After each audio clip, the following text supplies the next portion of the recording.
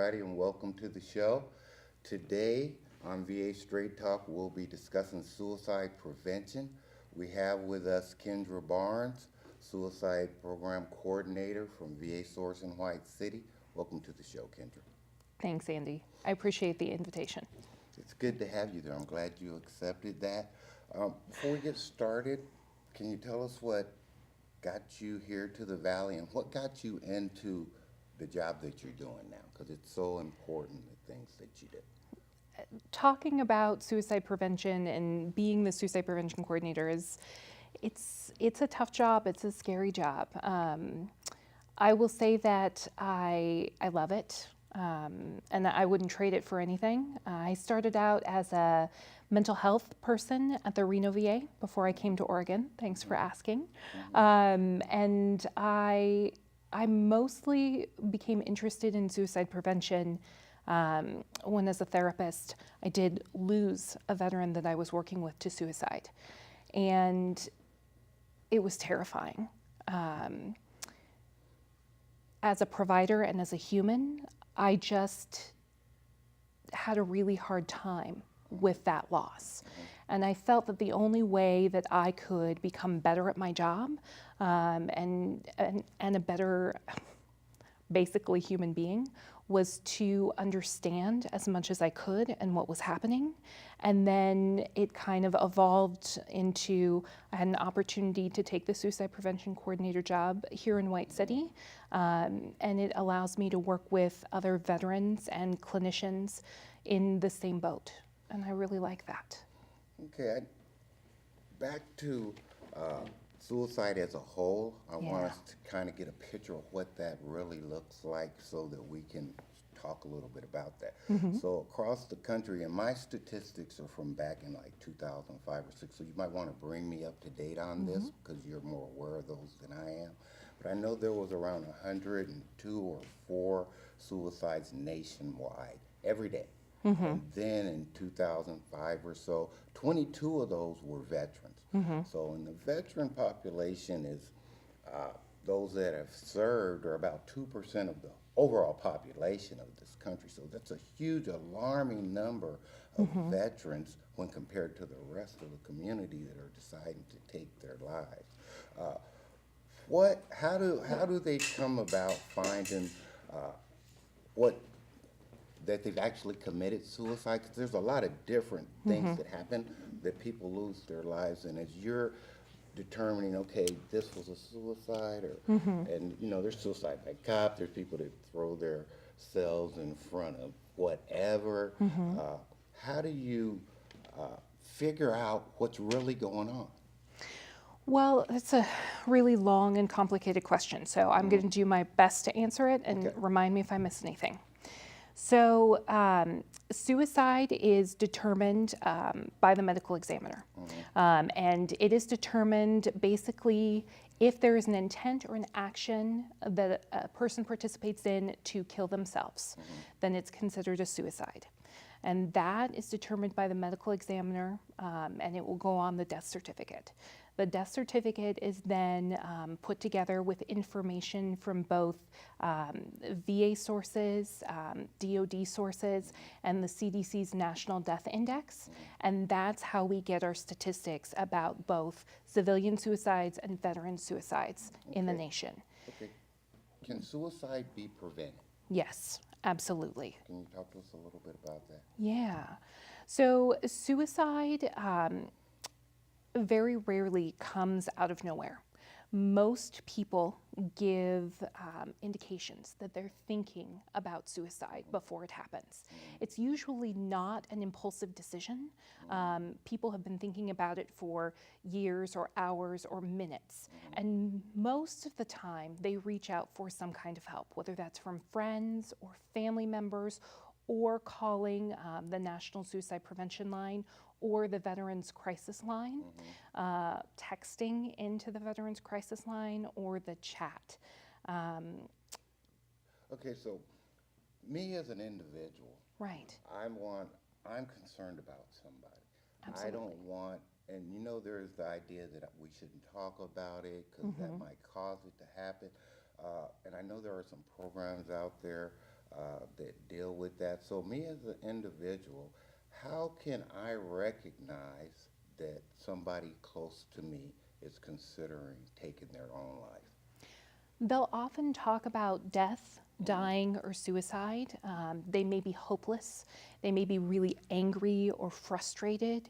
They may be really down or depressed.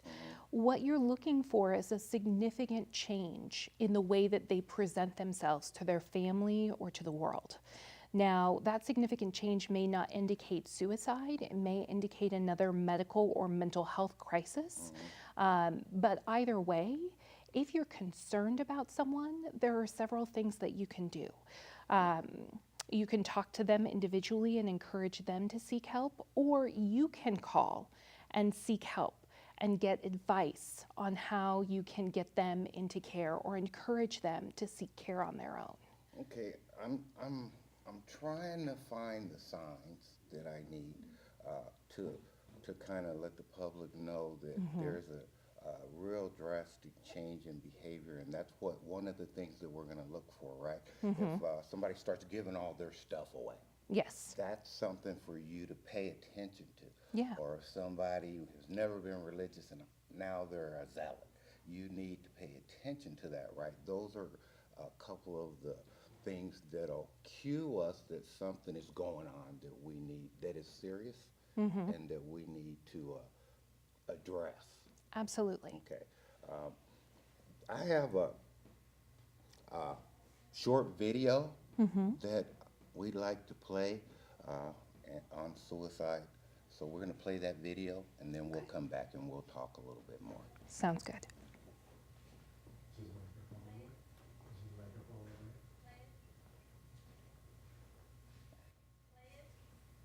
I didn't want to talk.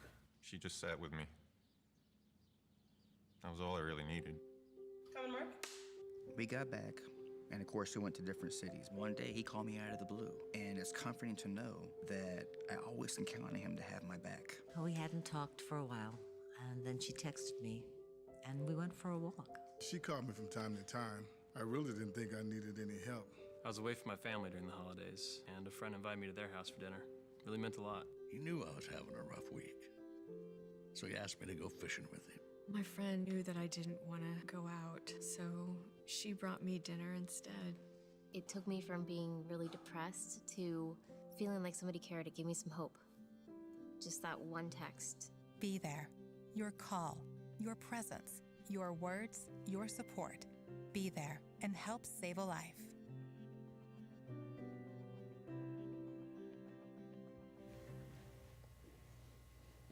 Okay, I hope you enjoyed that video. It was a little informative for you.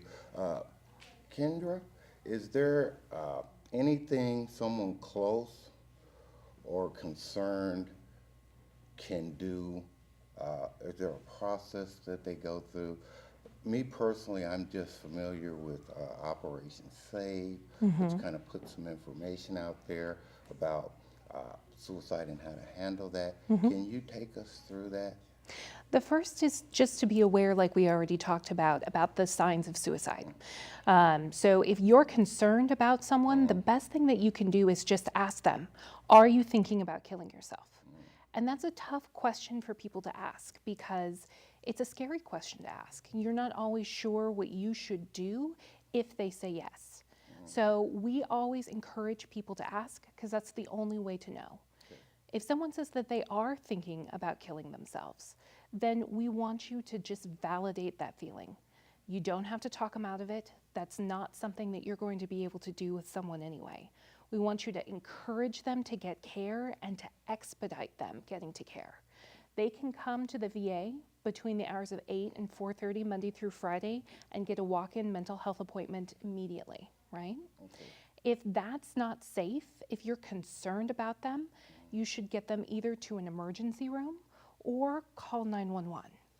Okay, so we need to understand the process, which is why Operation Save was put into existence to try to recognize the signs of suicide, what to look for, which we've talked about, and then ask the question. Ask the questions are difficult for a lot of people because we're thinking, okay, if I ask them, are they going to commit suicide? Then they're going to go out and do it. They might not even been thinking about that. Is that true or false? That's absolutely false. Okay. You cannot encourage someone to take their own life if they're not already thinking about it by asking the question. Okay, and so I understand validate. That just means to me to listen and don't be judgmental. Right. Okay, and when we expedite, there's resources out there to help get to those and expedite that service. Can you tell us a little bit about that? Or first, let's start out with a little bit about how do we have conversations without hurting anybody in that conversation? And I know there's some training out there, like mental health first aid. Can you take us through what that consists of? Mental health first aid and assist training, which are available through the local county mental health authorities, basically teach people how to identify suicidal thinking, how to talk to family members, friends, veterans about how they're feeling, and then once you've identified that someone is at risk, what you do then, right? So it's important that if you feel that this is going to be a need for you, and the unfortunate thing is, suicide's on the rise in this country. In the last 15 years, the age-adjusted rate of suicide has gone up 24% for everyone. For veterans, they're at an even higher risk. They're at 22% more likely than a civilian to take their own life. So you have to be incredibly blessed for suicide not to touch you as either a family member or a community member throughout your life, which is a difficult proposition for us all. Okay, I know that I deal with a few organizations that deal with suicide, like NAMI, Jackson County Mental Health, who are active in our community, and they're the grassroots movement toward these things across the nation, actually. And there's a disconnect for people once they get to thinking, having suicide thoughts. Sometimes that disconnect is I'm alone and nobody understands what's going on with me. I know that the VA has different resources that can help somebody even when they've backed away from everything and they're just alone and they really don't want to talk to anybody because of whatever reason. Make the Connection is one of those, because I deal with a lot of peer support specialists, and that's one of the tools that's used in that field in the VA. Do you have experience with that site or any other sites that we can direct veterans to if they just really don't want to talk to a person? Yes, the Veterans Crisis Line site is amazing. You can call the Veterans Crisis Line anonymously and talk to someone 24 hours a day, 7 days a week, 365 days a year. So if there was anything that I'd want to put out there, it's that. Okay. The other things I would like to talk about are the 24-hour lines, crisis lines for mental health that are run by the individual counties we live in. So Klamath Falls Behavioral Health has a crisis line. Josephine County Mental Health has a crisis line, and so does Jackson County. You can speak to these lines anonymously. Okay, so if I was, say I was going to call Klamath County Mental Health, Klamath Basin Health Crisis Line, how is it? Is there just a single number I get there? Is there some telephone tree involved?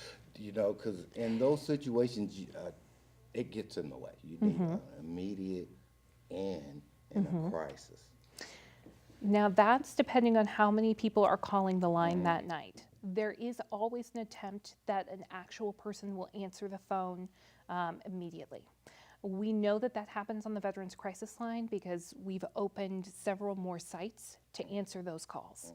The individual counties would have to answer those questions directly, but yes, that is always the intent. Okay, And as far as the VA source, is Josephine County, is that part of where you Yes. provide services? Yeah, our catchment area includes Josephine County, Jackson County, and Klamath County. Okay. Okay. There is a VA advice nurse line. Correct. Can you tell us a little bit about that If resource? If you have questions about your medical presentation or if you just need to talk to someone, you can also call the VA advice nurse. Okay, so that's a line that's available for the veteran and for their loved one. Veterans and family members. Okay, so if I'm not the veteran, I have real concerns. My buddy over here has been talking to me about suicide. He bought a gun. I'm real concerned. What can I do to get assistance to emerge? Is there any way? How do I reach out to the VA? Because I know the VA has a lot of laws that they have to cover, especially in protection of our veterans. How do I get that information out there?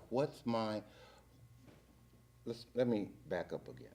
What's the first thing I should do if I'm feeling that way? Should I call the police?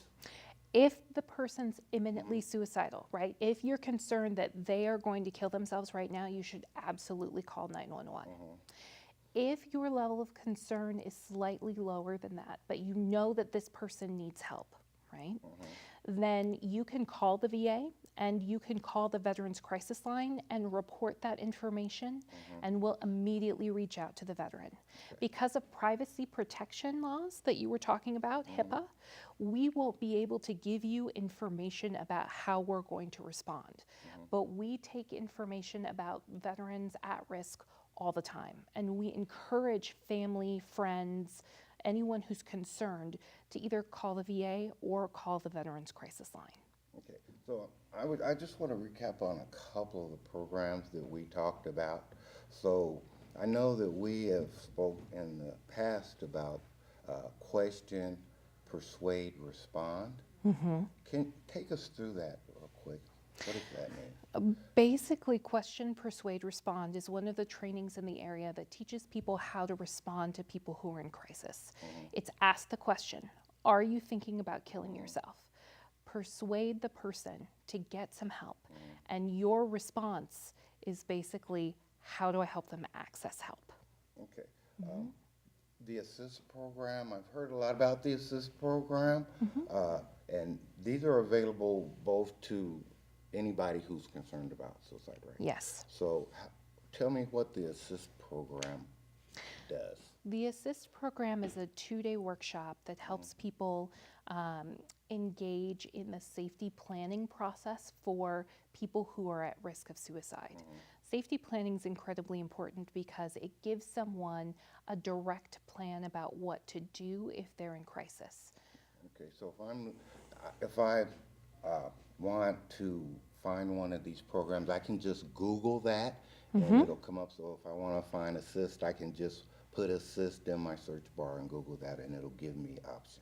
It'll give you options. You can also contact Jackson County Mental Health. They run most of the ASSIST programs in the area, the trainings. Okay. Safe Talk. We talked about that. Take us through that, what Safe Talk is, why it's important to have that type of training. Safe Talk is a community presentation that really opens up people's eyes to the prevalence of suicide in our nation today and what can be done by individuals if they're concerned about people. The VA gives their own version, which is SAVE, to concerned community members. And if you're interested in having those types of presentations in your area, you can contact me or the VA, and we can make that happen. Okay, I know it takes a large group of resources, individuals, and organizations to keep an eye out for the well-being of our population. Absolutely. So can you just tell us a couple of the organizations that you're in partnership with when it comes to suicide prevention? I mentioned NAMI and Jackson County Mental Health. Are there other places that the VA partners with to try to recognize and address the suicide problem? We're in partnership with any of the medical or mental health organizations in the county or in all of the counties that are treating veterans. We also participate in many of the veterans boards as well as the Jackson County Suicide Prevention Coalition. None of the agencies or entities, whether they just be Asante, Providence, the VFW, the DAV, nobody has the solution to this problem yet. What we do know is there are things that we can do to reduce suicide in the veteran population. So we are all pushing forward to get that done. Okay, I know that we only have a couple medical centers in this area. That is and true. There are some mental health beds here. Where are they? The mental health beds, specifically in this area, are at Asante. Okay, so Asante is the one who provides that. Are there plans to try to increase how we are? What are the plans for us dealing with suicide moving forward from here? Well, that's an incredibly large question. The VA is committed to increasing the number of mental health providers that deal with suicide, also to increase and continuously improve the programs that deal with suicide prevention in the veteran population. Okay, I've got about 30 seconds. Okay. So if you just take a few seconds and tell us what you think is the most important thing we need to take away today.